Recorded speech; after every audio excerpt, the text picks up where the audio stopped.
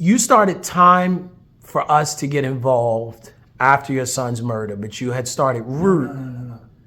I started Root after my son's murder.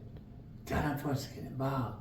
We started that in 2023. Yes. I had to literally convince myself that there's some positive. It's got to come out of this.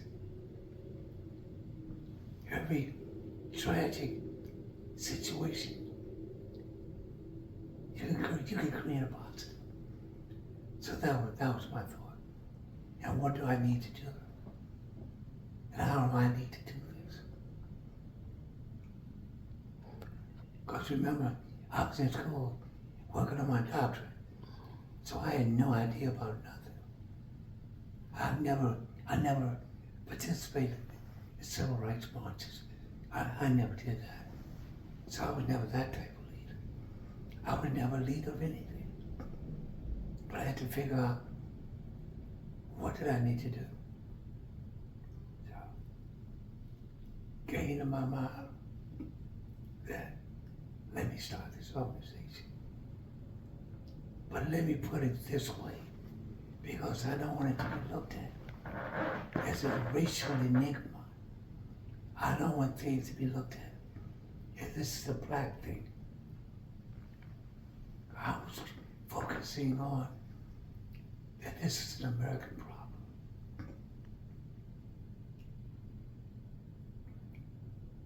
Even though the largest killer of black males between 15 and 35 is gun violence. But I had to try to make it, you know about code switching, right? Yes. Okay. I can do that very well. So I had to make it a way. So I can code switch it. So it wouldn't be just a black thing, but a thing that would bother everybody. And then of course, the acronym ROOT works with the message because, and this is factual to me, these children are more violent than any children in the history of America.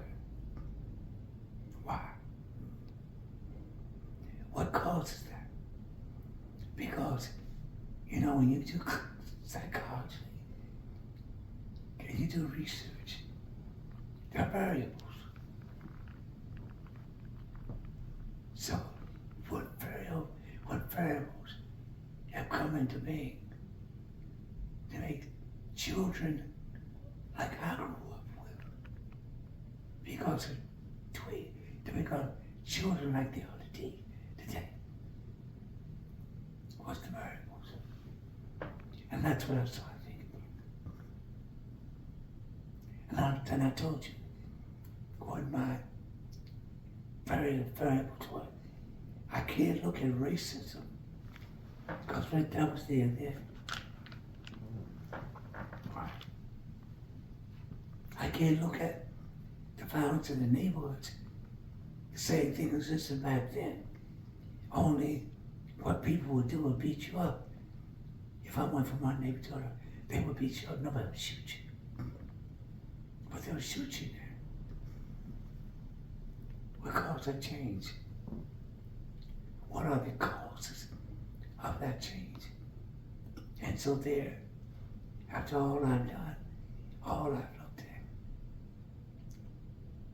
I found 3 variables that are different, that I believe have led to the change and has led to these violent children.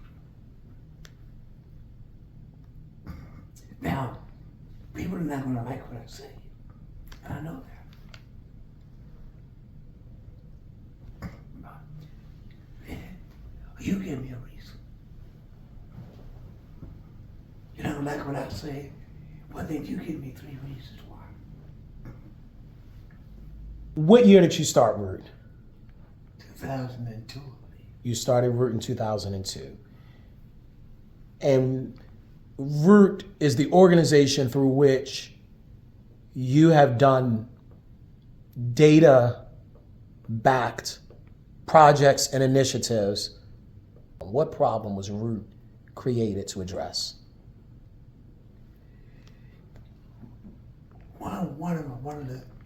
One of the mission statements was to address and advocate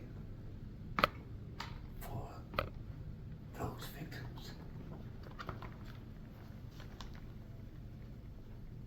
like myself, and to work to find solutions. So, being a clinical psychologist, your clinical psychologist does research, does a lot of research. I said, let me research this, what is going on here, because this is something I never really thought about. Like most people, you haven't lost a child, you don't really think about it. You just look at it on the nose and say, oh, dang, that's too bad.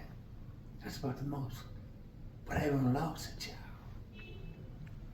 It's the most pain that you ever had in your entire life.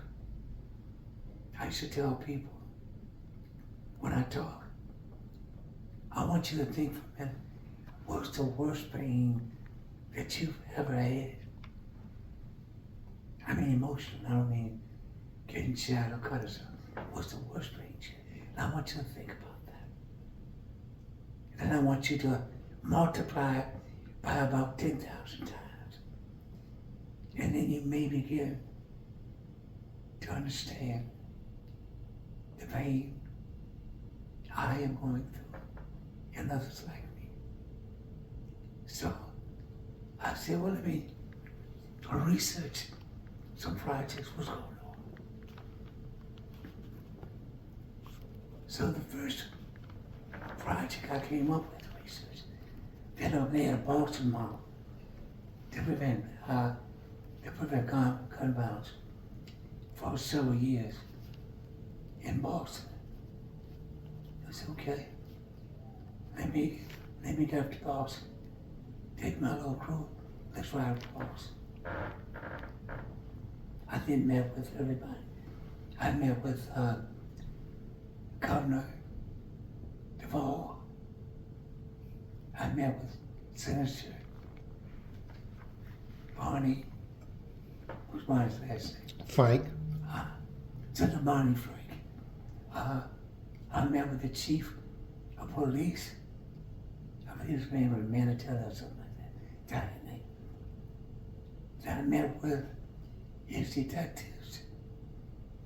And then the community wanted me to come by and speak with them. And then I learned the truth about what they did in Boston. Then that movement was led, popular to common belief, by Minister Don Muhammad from the Nation of Islam. Credit was given to another doctor,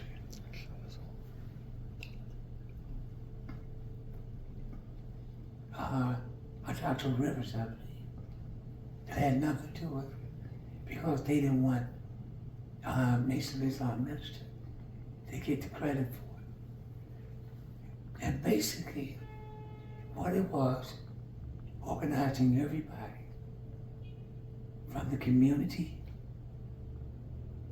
to the media, to the police, to ministries, and then organize everybody to say we want to work commonly together to solve this violence. That's called the Boston model. I met with a very, very well-known professor up there. She was a professor at Harvard. Her name is Dr. Deborah Prothrow-Stith. She is now dean at UCLA, I believe.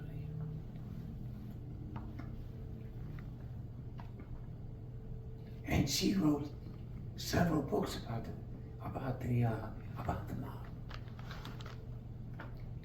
So she and I talk extensively.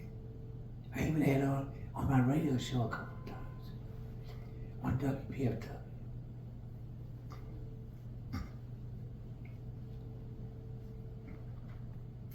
So then I searched for another model, and I found this model in called the Harlem Zone Project, which was led by a man named Jeffrey Canada. So I was able to get in touch with them, tell them what I was doing, and could I come up here and meet with them. So myself and another gentleman rode up there, and we stayed up there with him for probably 4 or 5 days. And he showed us all around and what he was doing, and what his model consisted of. That in a 40-block zone of Harlem, he handles everything for those children and those birds, from schooling to medicine. He makes sure that the birds have jobs and GEDs, and he follows them all the way up through high school. 99% success rate, 90% going to college. I think it's called the Harlem Zone Project. His model, Jeffrey Kennedy's model, was far more ambitious than Boston. How so? Because his project, he maintained control in that, I think it was like a 40-block zone of all the families and all the children, from everything they need. Yeah. And the birds had to be a part of it. And if they were on drugs or if they were toxic, he did things to straighten them out. Got them GEDs, got them jobs, gave them classes. He did all of that. They didn't do all that up there, but he did all of that. It's called the Boston Gun Violence Reduction Program. Well, when I found out, when I got up there, it was not driven by law enforcement. It was driven by the community collaborating with law enforcement. How so? It was Minister Don Muhammad who led that project. Then they tried to give credit to a doctor by the name of Rivers. I don't know if you can look up Minister Don Muhammad. I don't know if they'll say that about it. Okay. His name is Minister Don Muhammad in Boston. But they didn't want to give him the credit. He's the one that organized everything. He was the one that went to the police. He was the one that did all that.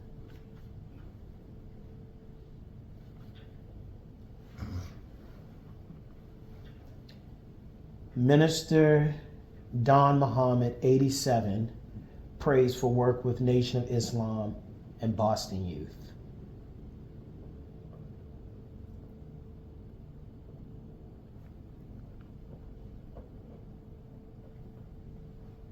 I'll just read 3 quick paragraphs. Boston's black clergy members expressed Shock and outrage after a 1992 incident at the Morning Star Baptist Church after a dozen young men barged into a funeral service for a rival gang member, fired gunshots, and stabbed 3 people. Minister Don Muhammad dispatched a detachment of the Fruit of Islam to the Blue Hill Avenue Church, marching them from the Grove Hall location of Muhammad's Mosque number 11 to the Madopan Sanctuary. The young men, many of them rescued from prison or life on the streets by Minister Don's mission of redemption, stood straight and tall during the rescheduled funeral. They came in and protected us, Reverend John Borders said.